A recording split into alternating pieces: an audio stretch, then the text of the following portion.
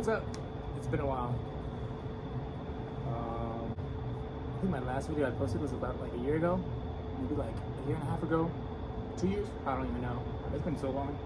For those of you who have been following, I'm showing this BMW, the E36, 1998, 323 IS. Originally it came with an M52, B25, and I took it upon myself to get it running.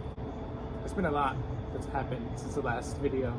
The original motor I took out, put it on an engine stand, and I put it in my room, started working on it, and I ended up messing up the head. Head's cooked. So after messing up the M52 head, I started looking for another head, and it ended up being the wrong head. I got an M50 head, which, I mean, I think they fit, but OBD1 head on an OBD2 motor, kind of a, I think you have to tap the temperature sensor or something. Then I found a parts motor, or a parts car. I found an E36, same model. I hit up the dude for the motor. I asked him, yo bro, is this motor good? He was like, yeah, the head gasket just went. It'll be like a simple rebuild. I was like, hey, bought the motor for 200 bucks, brought it on my Tacoma, brought it over here, put it on stand, put it in my room, started taking things apart. Turns out, there's a hole in the piston. It's actually over here. I don't know how well you can see that. That's the bare block. That is the bare block right there. Just chilling. That's what I found whenever I pulled the head off. It was also super rusty and just like, too much work. There was a whole thing going on between me and the dude. He promised me like a motor, like a different motor, because, you know what? I don't even want to get into it. Let's just skip ahead.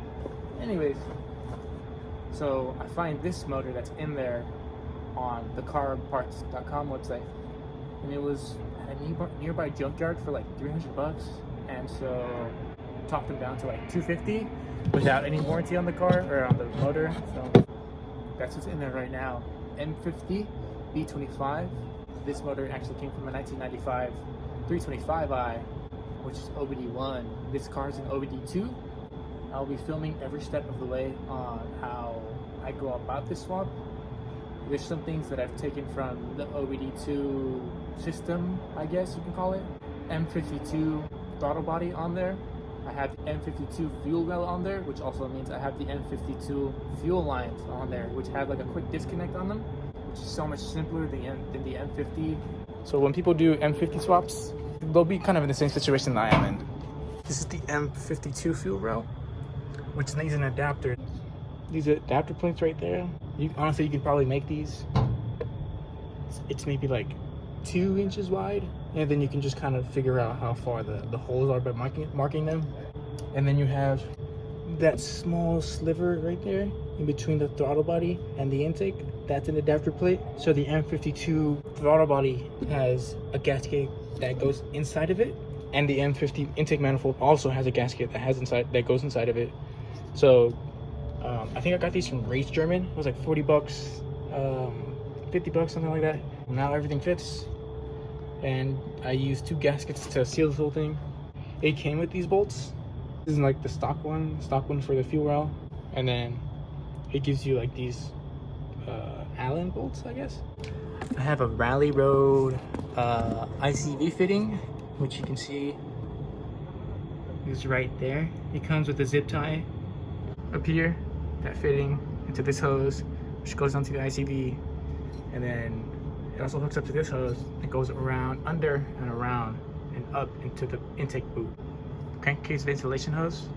I don't know where the fuck it leads to. I'm gonna put a catch can somewhere around here so it can deal with all that stuff. I'm also doing a charcoal canister delete.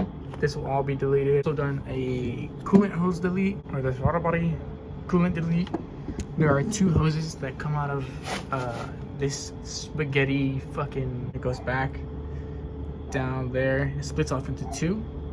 This one I have blocked off because this one goes up into the M50 throttle body. This one is different because it's an M52, comes from the side.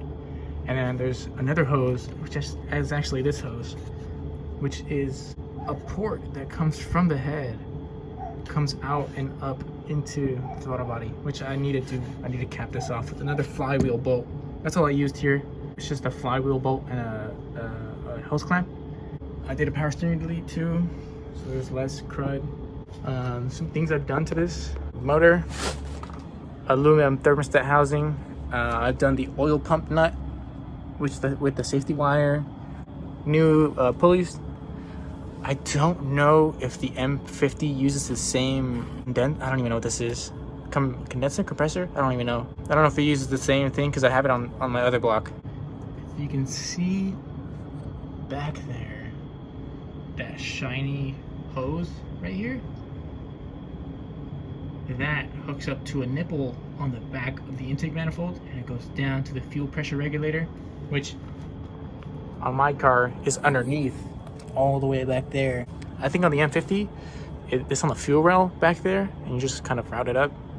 So a big thing that I'm kind of facing now is the harness adaptation, because on the M50 it only has 2 X20 plugs and the M52 uses 3. Condor makes a harness adapter, which that'll be situated. It's like 260. What I'm running right now is an FX stage 2 clutch. The way you mount it, or the way you kind of align it, I think stock, the bulge part, the part that proceeds from the clutch disc, faces the back, but on the FX the bulge is inside the flywheel, so facing this way. The bulge will instead be falling this way instead of it being that way.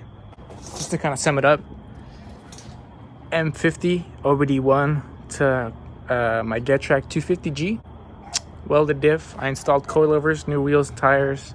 That's kind of like a rundown on what I have done to this car so far. I'll keep you guys updated in the future with new videos. Hopefully I can keep posting new videos, which I mean I probably will. Shit, I hope so. And yeah, see you guys in the next episode of What You're Spilled. See ya.